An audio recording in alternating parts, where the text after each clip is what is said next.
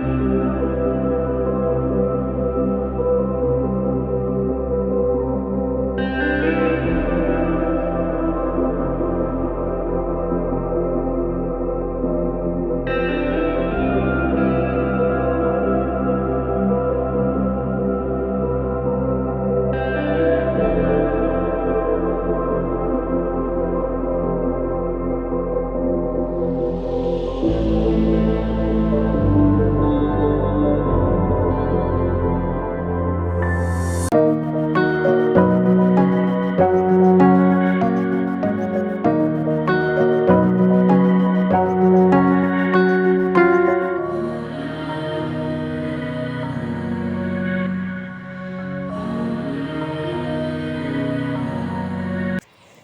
All, welcome back to our channel. വളരെ എളുപ്പത്തിൽ കുക്കറിൽ തയ്യാറാക്കാൻ പറ്റുന്ന ഒരു വറുത്തരച്ച മട്ടൻ കറീൻ്റെ റെസിപ്പിയാണ് നമ്മൾ ഇന്നത്തെ വീഡിയോ എന്ന് പറയുന്നത് കേട്ടോ. അപ്പോൾ നമ്മളെ ചാനൽ ഇഷ്ടമാവുകയാണെങ്കിൽ എല്ലാവരും ഒന്ന് സബ്സ്ക്രൈബ് ചെയ്ത് സപ്പോർട്ട് ചെയ്യണേ. അപ്പോൾ ഇതാ കുക്കറിൽ ഞാൻ ഓൾറെഡി മട്ടൺ കഴുകി വൃത്തിയാക്കി വെച്ചിട്ടുണ്ട്. അതുപോലെ തന്നെ ഉള്ളി കുനുകുനാന്ന് അരിഞ്ഞിട്ടിട്ടുണ്ട്. പിന്നെ നമ്മൾ തക്കാളി മുറിച്ചിട്ടിട്ടുണ്ട്. അതുപോലെ കറിവേപ്പില, പിന്നെ ഇഞ്ചി വെളുത്തുള്ളി പച്ചമുളക് പേസ്റ്റ് ആക്കിയിട്ടും ചേർത്ത് കൊടുത്തിട്ടുണ്ട്. പിന്നെ നമുക്കിതിലേക്ക് പെരുംജീരകം, പട്ട, ഗ്രാമ്പൂ, ഏലക്കായ, അതുപോലെ തന്നെ മൊത്തത്തിലുള്ള കുരുമുളകില്ലേ, ഇതും കൂടി ചേർത്ത് കൊടുക്കാം. പിന്നെ നമുക്കിതിലേക്ക് പൊടികളും കൂടി ഒന്നിച്ച് ചേർക്കുന്നുണ്ട്. അത് നമ്മൾ ചൂടാക്കിയിട്ടാണ് ഇടുന്നത്.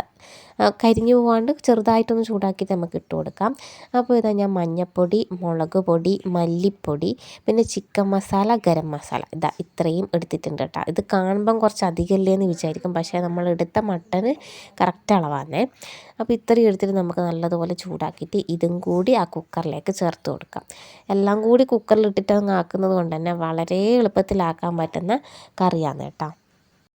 എൻ്റെ വീട്ടിൽ പൊതുവേ വാങ്ങാത്ത സാധനങ്ങളാണ് ഈ ബീഫും മട്ടനും എല്ലാം കേട്ടോ. മട്ടൻ്റെ ലിവർ ഞാൻ ഡെലിവറി കഴിഞ്ഞ ശേഷം ഒരിക്കൽ കഴിച്ചിട്ടുണ്ടായിരുന്നു. അപ്പം മട്ടൻ ആദ്യമായിട്ടാണ് വീട്ടിൽ കുക്ക് ചെയ്യുന്നത്. അപ്പം ഇതിനെല്ലാം പണ്ട് ഭയങ്കര ഇഷ്ടമായിരുന്നു ഈ സാധനം. അപ്പം ഞാൻ ഖത്തറിൽ നിന്ന് അങ്ങനെ ഉണ്ടാക്കിയിട്ടുണ്ട്. ഇവിടെ നിന്ന് ഇപ്പോൾ ആദ്യമായിട്ട് ഉണ്ടാക്കുന്നതാണ്, പക്ഷേ അടിപൊളിയായിട്ട് വന്നിട്ടുണ്ടായിരുന്നു കേട്ടോ. അപ്പോൾ എല്ലാവരും ട്രൈ ചെയ്ത് നോക്കിയിട്ട് അഭിപ്രായം പറയാൻ എന്തായാലും മറന്നു പോകരുത് കേട്ടോ.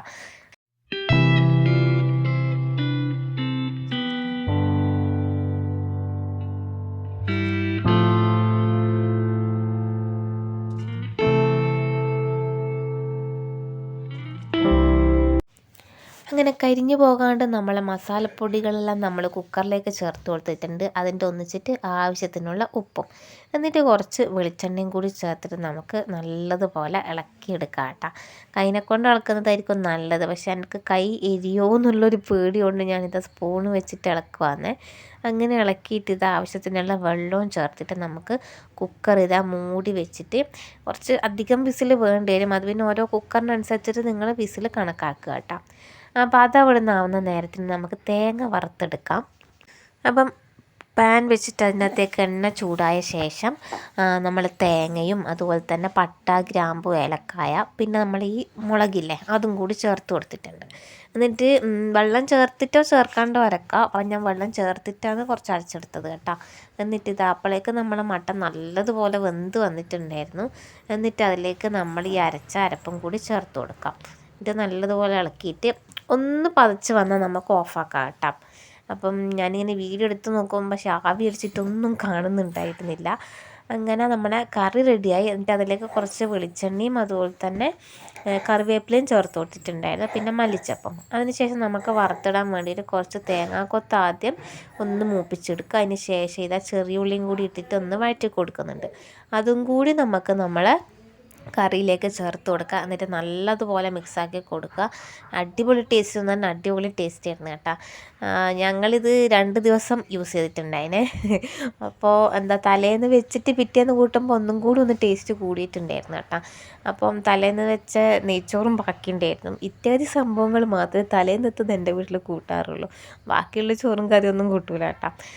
ഞാൻ ഓൾറെഡി എല്ലാ വീഡിയോയിലും പറഞ്ഞിട്ടുണ്ടായിരുന്നത്. അപ്പം തലേന്നത്തെ നെയ്ച്ചോറ് ബാക്കിയുള്ളതുകൊണ്ട് ഞാൻ ആദ്യം കുറച്ചേ ബാക്കിയില്ലായിരുന്നു ചോറ്. അപ്പം അതിന് വെച്ചാൽ തൈരും നമ്മളെ എന്താ പറയുക മട്ടൻ കറിയും കൂട്ടി കഴിച്ച്, അത് കഴിഞ്ഞിട്ട് നമ്മളെ സാദാ ചോറും കുറച്ചുകൂടി എടുത്തിട്ട് കറിയും കൂട്ടിയിട്ട് കഴിച്ച് കേട്ടോ. അപ്പോൾ രണ്ടും ടൈപ്പിലും യൂസ് ചെയ്യുമ്പോൾ കൂട്ടിയിട്ട് നോക്കുമ്പോൾ നല്ല ടേസ്റ്റ് ഉണ്ടായിനെ.